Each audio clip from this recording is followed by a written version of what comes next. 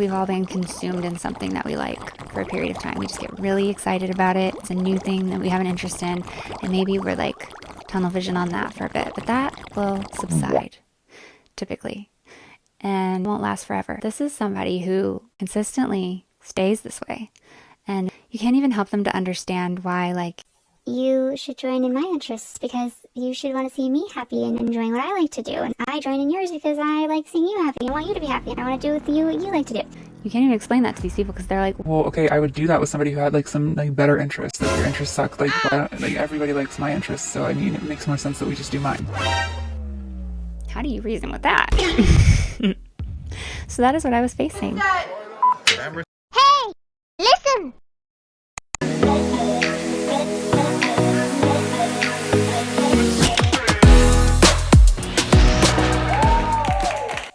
Hey, welcome back to Listen Lyssa. I'm your host, Alyssa. We are getting right back to it. We just finished up episode 3. That was dissuades you from forming bonds with their friends and family members. Now we're going to move right into our 4th red flag, that it is good to recognize early on that we often overlook, that might not seem like much, but could turn into some really tough things in the end, ending up really hurting you and breaking your heart. So it's best to recognize them early on. Without further ado, let's get into it. Let's do it.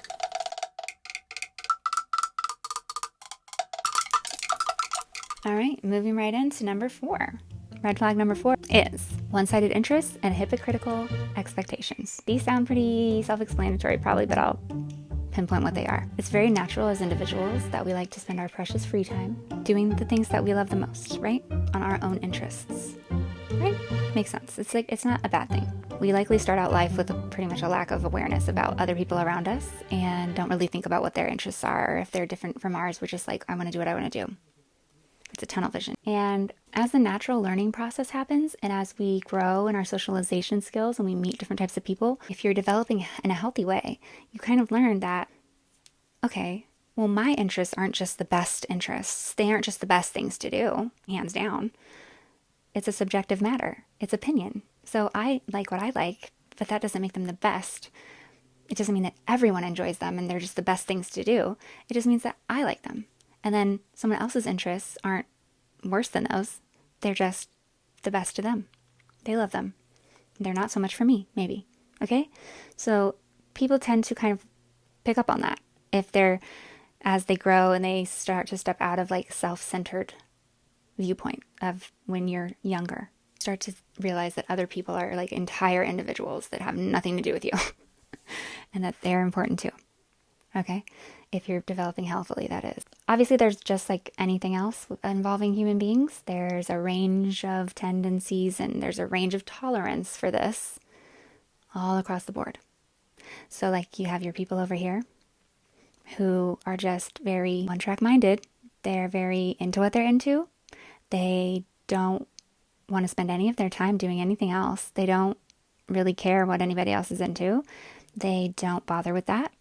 They hang out with the people that want to join them in that sphere, and everybody else just kind of can go do whatever they like that's boring and they don't really care about it elsewhere. And they don't ever see a need or an importance in stepping outside of that.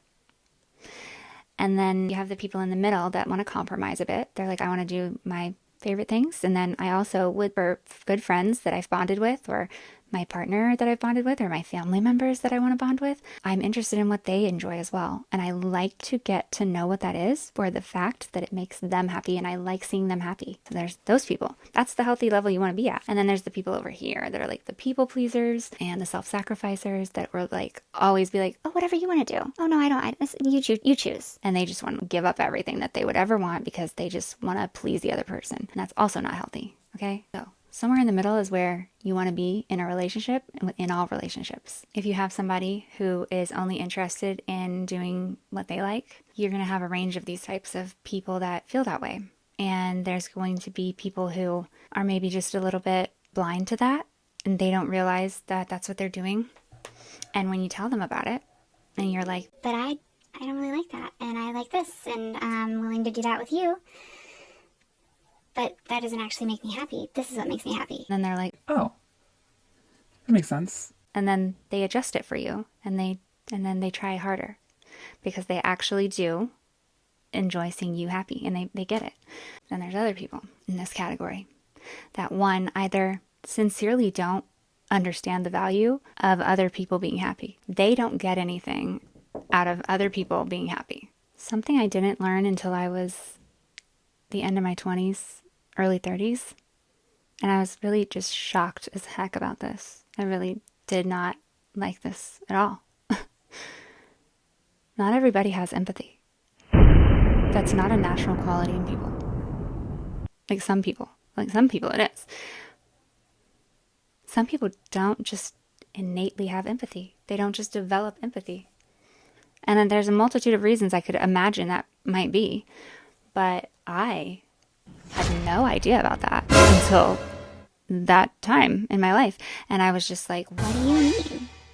What do you mean you don't have empathy? You don't have empathy. I don't get it. it's when, so in a way, me not understanding how somebody else can't have empathy is kind of the whole point. It's hard for us to understand how other people feel that don't feel like us sometimes. So there you go. I can't imagine what it feels like to just not automatically feel for other people. Be able to put myself in their shoes. I have it so strongly that I tend to almost believe I'm in that situation. I can be brought to that emotion. It's just like, I can be so affected by it. It can be bad for me sometimes. I have to like separate myself from things for a while sometimes because it's just too much. It really affects me. There's other people that they don't feel any of that. What? And so the whole argument of can empathy be learned? In most people who have it, it is not something they have to try to do. And it takes time and focused effort to develop it as an adult. And so you could, and people do, you can definitely learn why it's important to try to have empathy. It's a skill, just like anything else. If it's that at that level, if it's at that point, it's a skill. You can practice it. You can understand why it's important to have, and then you can put it into practice. So empathy is a bit tricky. There's some differing bits of opinion out there in the information that's available. It's the consensus amongst most that empathy can be learned. It is a skill that you can acquire, and it's something that I guess mostly if you have the desire to acquire, then you can definitely facilitate that. You can practice it, and the more you practice it, the more you show it, the more you employ it, the more it grows inside of you.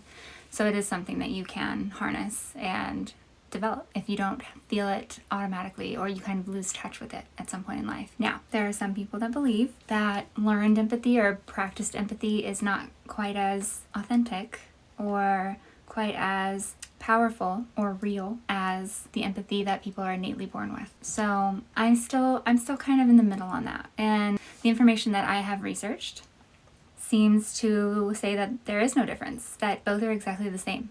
You learn it, you practice it, you have it. It's a skill that you can learn and put into action. Now, what I don't think that you can put into action if you don't possess it innately is just the capacity to care about other people's feelings and to want to understand people's feelings for the purpose of helping them or bonding with them.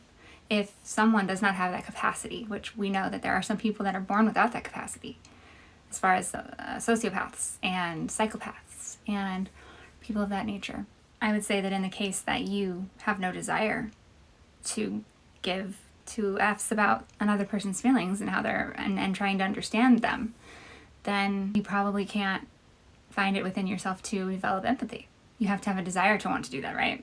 You have to see why that's valuable and have a motivation. If you don't have that, then you're not going to develop empathy. But also, even if you wanted to, I believe there are some people that just do not have the capacity to care about other people's feelings. And that would be probably a disorder, a personality disorder of some sort. Likely the cluster A, B, which one it is. But it's sociopaths, psychopaths, that group there. And in the case of those people though, there is a type of empathy that they can learn. Unfortunately, they tend to use it for their own gain, and they tend to use it to harm others. unfortunately. So when I break it down, empathy seems to be dissected into 3 different types of empathy. And there's one that I think we all understand as like the common, that when we're talking about empathy and like on the street terms, that's what we're referring to. And then there's the other 2, and I want to explain what those are. So empathy overall, the definition of empathy is the ability to understand and share the feelings of another. Very basic. So it's like you can understand and share and feel what they're feeling. You can put yourself in that perspective. You can imagine being in their shoes. You feel alongside with them. You know what they feel. You get it. So that's a dictionary definition. And then another source says, emotion researchers generally define empathy as the ability to sense other people's emotions, so pick up on them. That would mean you would recognize emotions. You have the social cues for emotions, and coupled that with the ability to imagine what someone else might be thinking or feeling.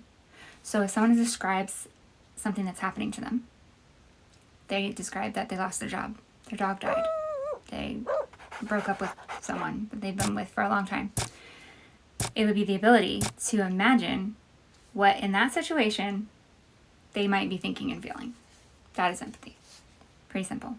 The 3 types of empathy, though, there's 3 types. I never knew this. Okay, so there's cognitive empathy, there's emotional empathy, and then the last kind is compassionate empathy. Compassionate empathy is the empathy that we commonly are talking about when we just say the word empathy, as far as I'm aware. That's what I'm talking about when I say it.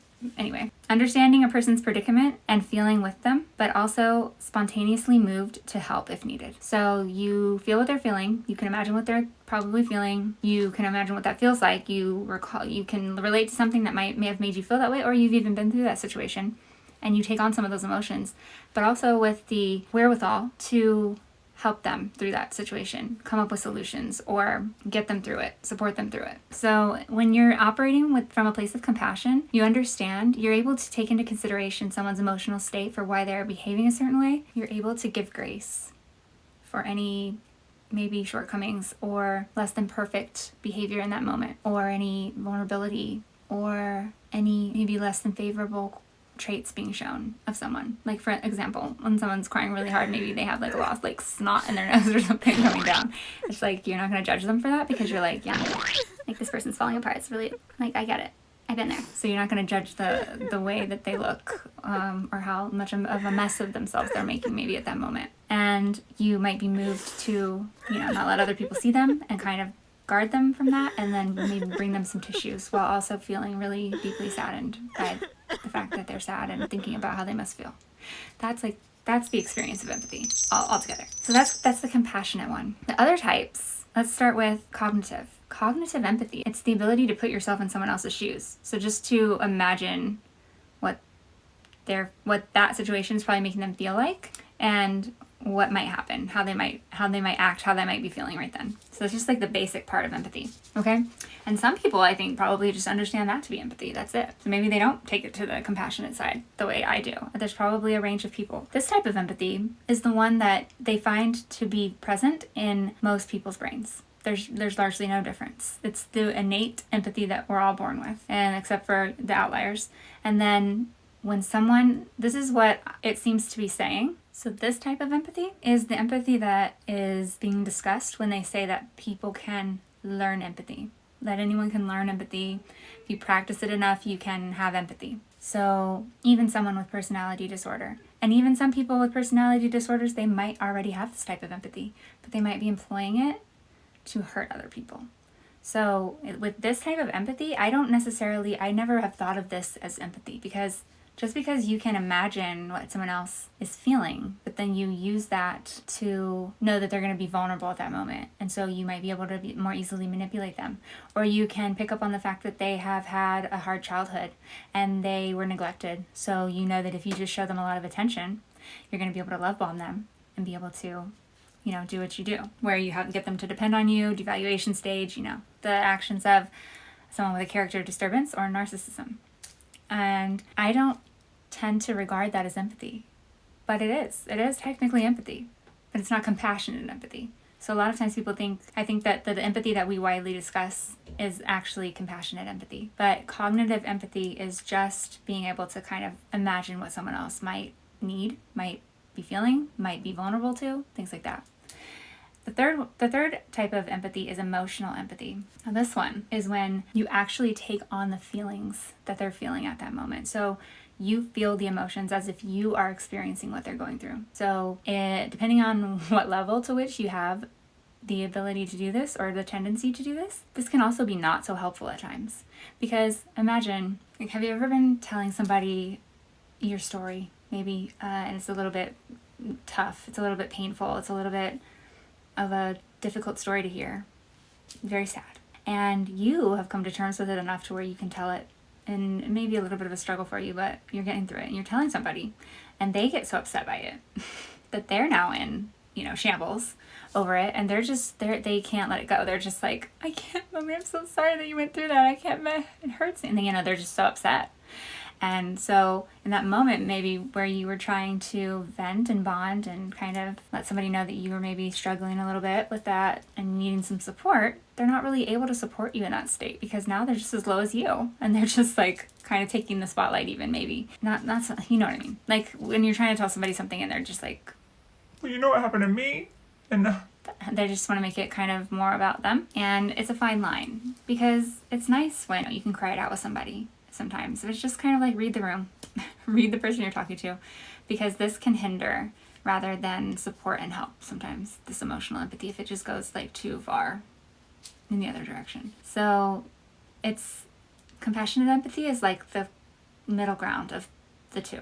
So it's having the cognitive, it's having the emotional, but then also taking it a step further to have the wherewithal to be able to help and support in that time, offer compassion, offer support. It is my opinion that there's probably some people that cannot learn empathy in its compassionate form. I think that all people have the ability to learn empathy in the cognitive form. The difficult members of relationships that would present this red flag would be the ones that, one, either don't care at all. They don't have a connection with if you're happy or not. They could care less. Those are your emotions, not theirs. As long as you don't come bothering them with it, then they don't care. They don't actually get any fulfillment out of you being happy or sad or whatever the heck it is. They don't care. So that would take an awareness though. The reason is this person, your partner, doesn't care about, they don't care enough about you being happy to fulfill that, to be involved in that. They're just like, okay, well, go be happy over there. It's none of my business. I'm not going to sacrifice my time to try to get involved in that. Why would I do that? I don't want to. I don't understand how I have anything to do with that. You can go do it by yourself and be happy. Like, what does it matter? They don't get it. They don't get about the connection. They don't get that that's what you like to do. So when your endorphins are high and you're having a great time and you're enjoying yourself, you want to be doing that with your partner. You want your partner to be involved in that. And like you do have that, if you do have empathy and you do enjoy your partner being happy, you'll know that anytime you see your partner on cloud nine and just enjoying something that they love to do, that is a sight to see. I used to love seeing him get so excited over certain, I would watch hours of things he loved and just watch him geek out over it. And I was fascinated. I would just stare at him with such loving eyes. Like I just loved to see him love it. And that's how it will be when you love someone for real, when you have that feeling for them, when you have that care about them being happy. I'll never forget, like one time his dad even pointed it out. It's like, she's so supportive. She just loves you. She loves it. and it's like, so that's one issue. That, I don't know if you can think of a way, but I can't think of a way that you can combat that. So that's a red flag. And when you figure that out and you see that they just have no interest in being involved in that, you can let them know that that's not okay with you. Maybe over time they'll realize, like, I need to probably care about that, but you don't need to waste your time with people that are like that. There's no reason to. It's just going to be one bigger heartache at the end. Another side, the other types of people that are not going to care about this are going to be the people. Have you ever had somebody tell you confidently that their interests are just the best interests? That their interests, the reason that they are only going to do those, and the reason you guys should do that instead of that is because that's just better. People would all just agree across the board, like most people like this thing. That thing, those things that you do, those are lame. Most people don't like those. Like, it's odd that you like them. They're just not as cool. Like, everybody likes these things. I think we've all been consumed in something that we like for a period of time. We just get really excited about it. It's a new thing that we have an interest in. And maybe we're like tunnel vision on that for a bit, but that will subside typically and won't last forever. This is somebody who consistently stays this way, and you can't even help them to understand why, like, you should join in my interests because you should want to see me happy and enjoying what I like to do. And I join in yours because I like seeing you happy and want you to be happy. And I want to do with you what you like to do. you can't even explain that to these people because they're like, Well, okay, I would do that with somebody who had like some like better interests. Like your interests suck. Like why don't, like everybody likes my interests, so I mean it makes more sense that we just do mine. how do you reason with that? So that is what I was facing. So there was a time that I experienced this somewhat on a lower level with a family member of mine where I saw it turn around as soon as they saw it. And then not so much with my ex where this happened, where it's likely not to turn around, maybe ever. Good luck to him. And whoever is, I hope he finds people that have his same interests to share his life with, because otherwise, yeah.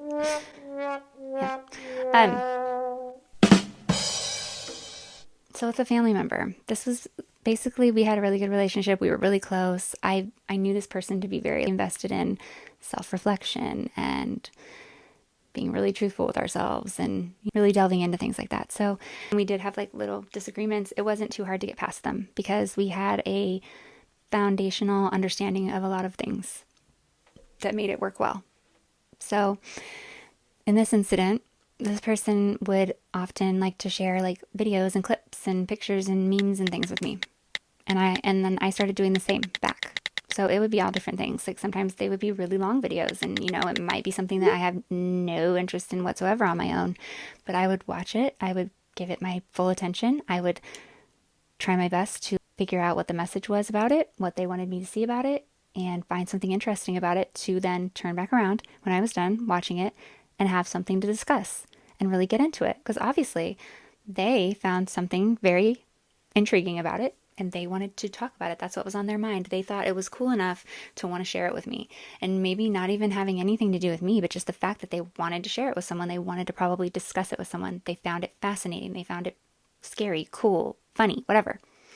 People love to do that. It feels really good to do that. It feels good to share something with somebody and have them talk about it with you when you feel something about it. Okay, just human nature. So I noticed that this person would do that a lot, and that's what I would reciprocate back to them. And then after a while, it became kind of apparent when I would send certain things that it was a little more of a push to get this person to like really watch it, or if I wanted them to hear a song, they weren't as interested in hearing it. But when they wanted to put on a song, they were like, Oh my god, listen to this song, I love it. and then I would be into it, but then they wouldn't really do the same for me. And if I suggested a movie, they never really wanted to watch it. They would procrastinate it a lot. They would be like, Oh yeah, I'll watch it later. They would seem like they didn't think it was going to be good or something. I would only suggest certain movies because I found an element of it. I liked it. I knew what our common interests were, and I would be like, I know you would like this. so I would suggest it, but they would seem like they wanted to put it off. And so there was this one time that they were putting it off for a long time, something that I wanted to have them watch. And I was like, I had already become like kind of keen to what was going on, and I wanted to say something. So they were trying to get me to watch something that they were sending to me, and I was just like, Well, I've been asking you to watch this movie, so how about we do that? And then I'll watch the things you send me. and they got a little snappy with me, and they were just like, The things that I want you to watch are good. I don't want to watch that. I don't like that stuff. and I was just like, I had to give them a look like,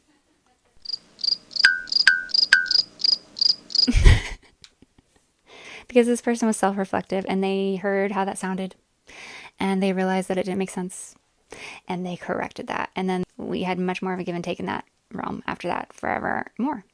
And it wasn't that I had any less of interest than this person. It was that they were just, their brain was kind of like, they know what they like, and they just weren't wanting to take the time to view something. They were kind of automatically assuming that it wouldn't be something they liked without giving it a chance. Everyone has self-focused tendencies, That's just how we all are at times. Everyone has them.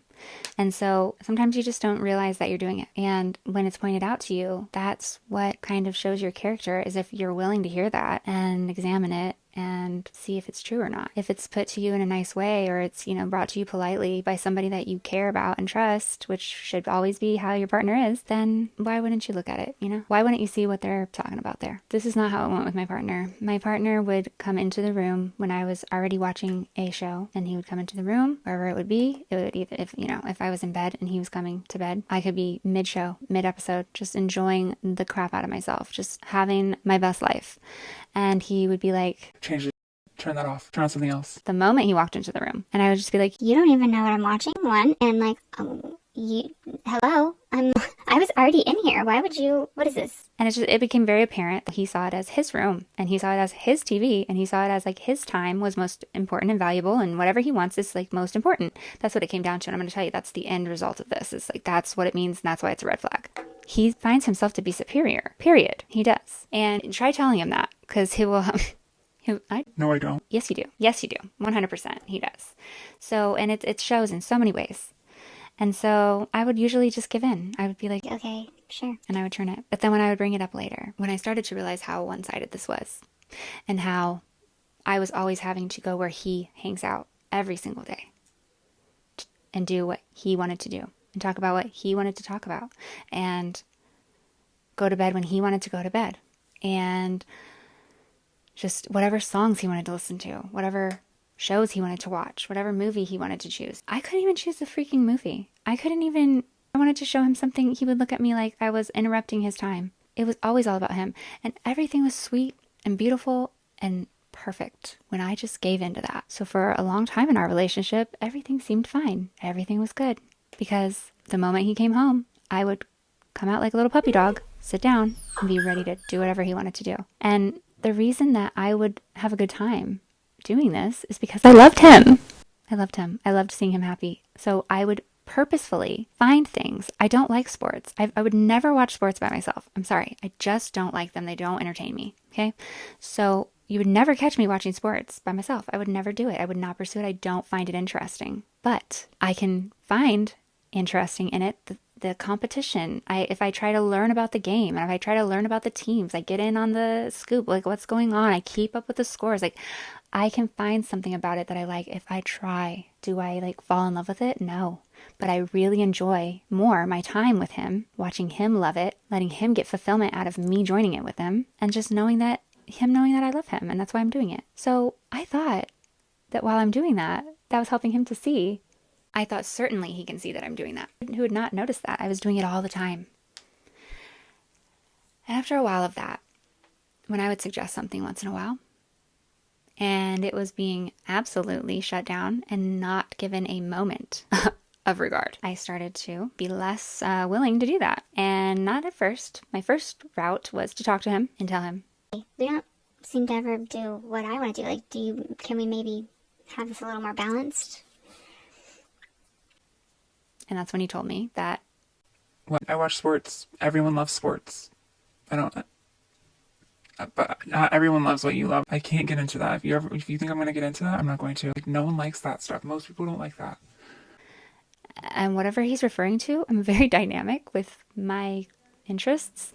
So I don't know what that was, but he was like putting an umbrella over everything I like, which makes no sense. So it was clear that there was a bias there and a wall there and an existing belief about me that was just like, whatever she likes, dumb. Whatever she's into, stupid, dumb. Whatever I like, better. He just wouldn't budge. And I got so sick of it at one point that I asked one night, I was willing to compromise. I just wanted to see that he was even capable of compromising. So one night I told him, I'm willing to work with you. I don't think that in all situations we need to meet all the way in the middle necessarily about everything. And I probably have more of a tolerance for this aspect of this than you do. So I just need to see that if I'm going to be willing to give so much in that regard, that you're willing to give at least a little bit. And that will make me feel like, okay, it makes sense that I would be giving this much. So Do you think we could compromise like 1 hour out of a week? 1 hour. You can pick any day of the week.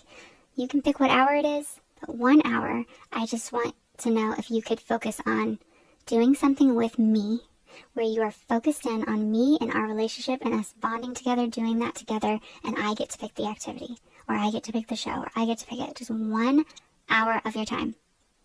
1 time a week. And otherwise, I will not ask you to do that. Don't do it. Don't do it.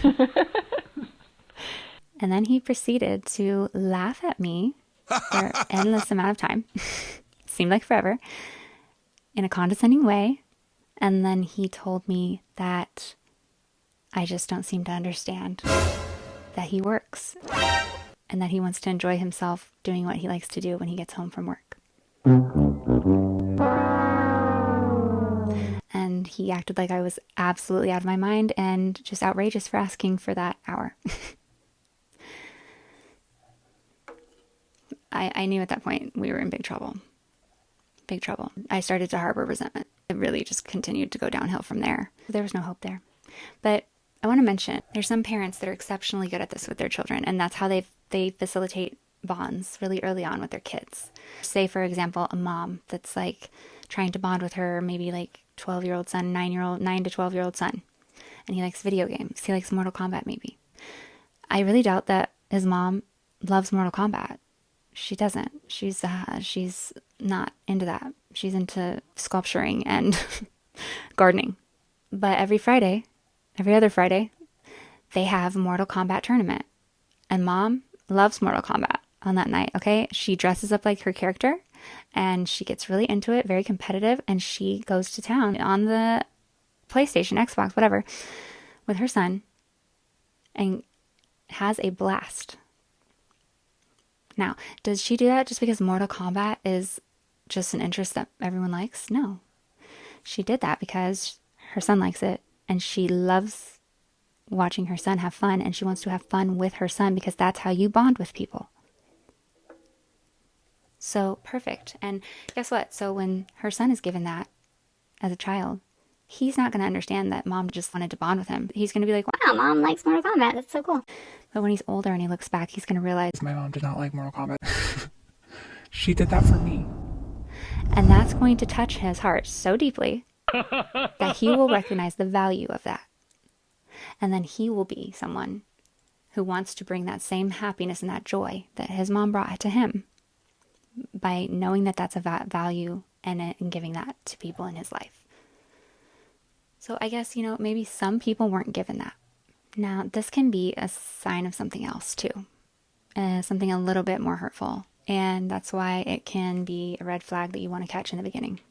That's easy to overlook, that you think is going to get better, but it's likely not to. So what this can be that can be even worse is that they actually have a specific aversion to wanting you to be happy. So they have a tendency to want to tell you no. They have a tendency to want to control the situation and not let you get what you want. Anytime you're getting what you want, they don't feel like they are dominating. They don't feel like they're in control.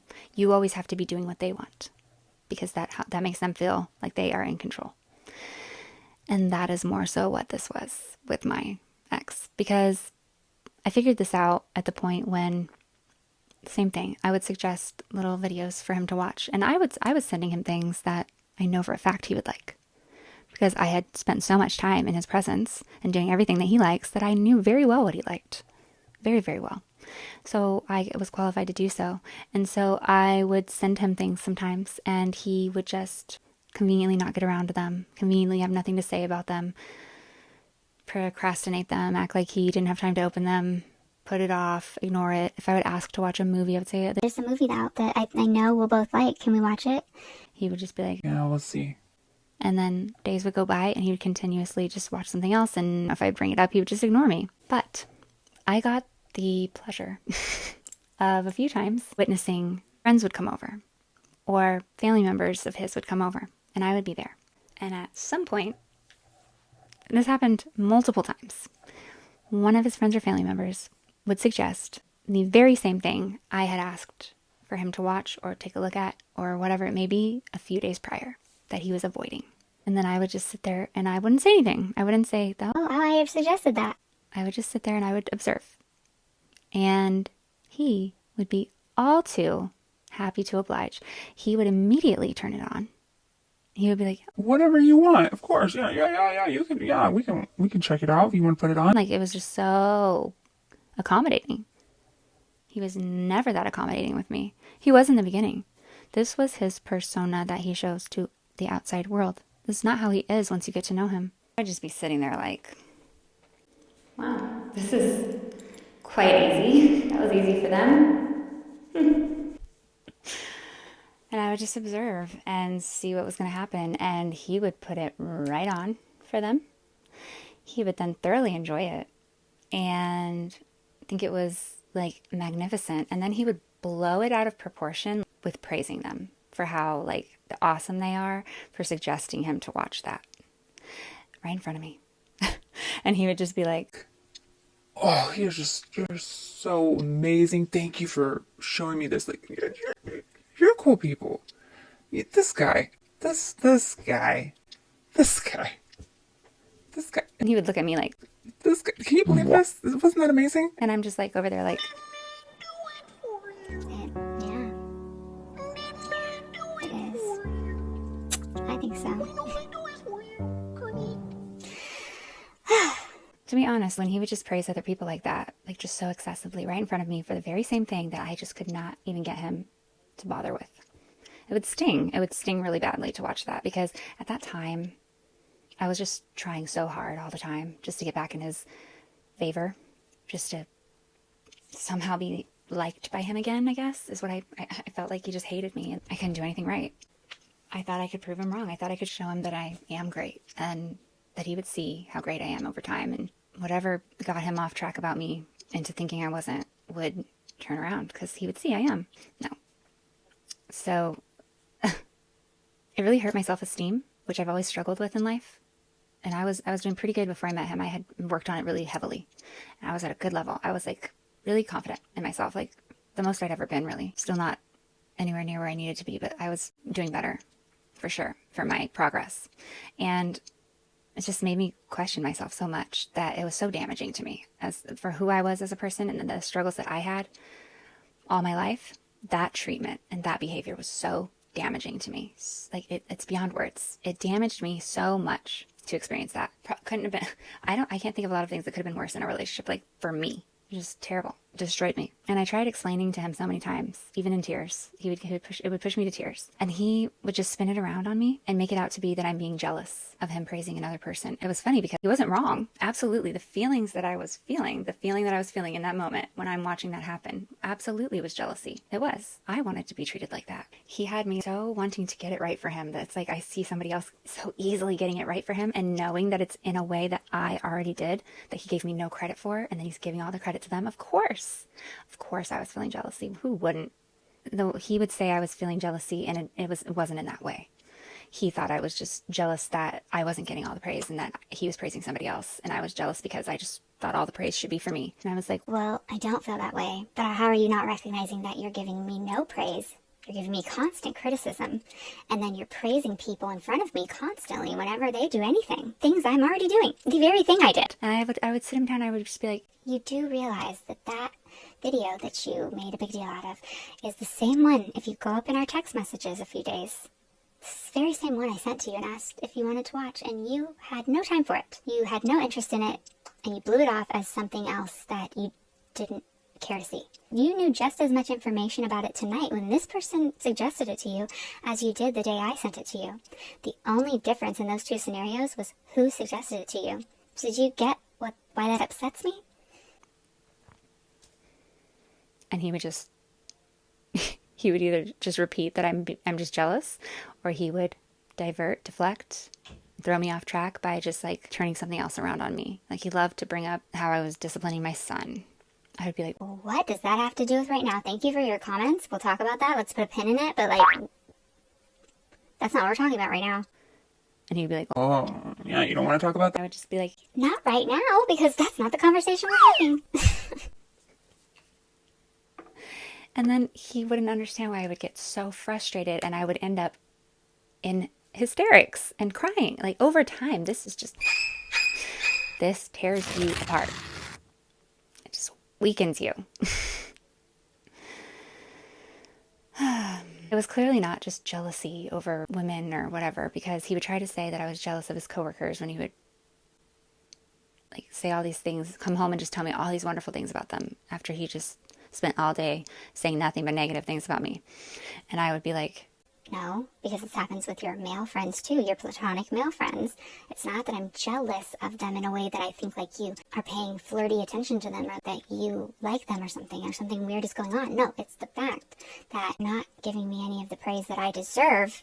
You're giving me only criticism that I don't deserve.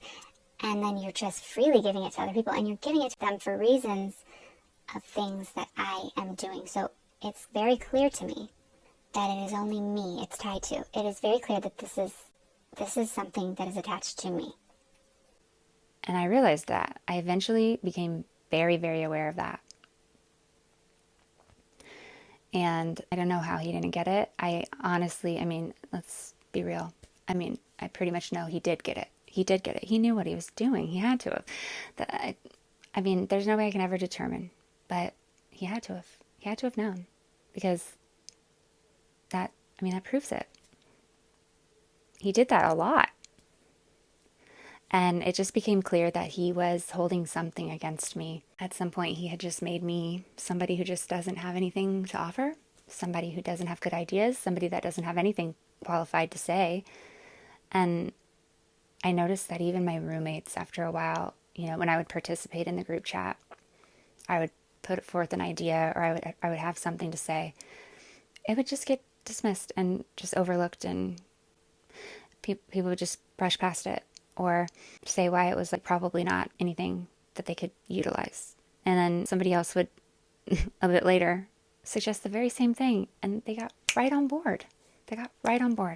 And after a while, it just began to feel like everyone against me. And then when I tried to say I was feeling like that, he turned it into me thinking in conspiracies and being crazy and needing to get my mental illness checked out. So there is no winning with this person.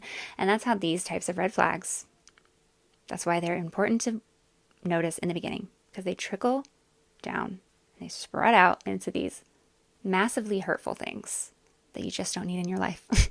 Okay?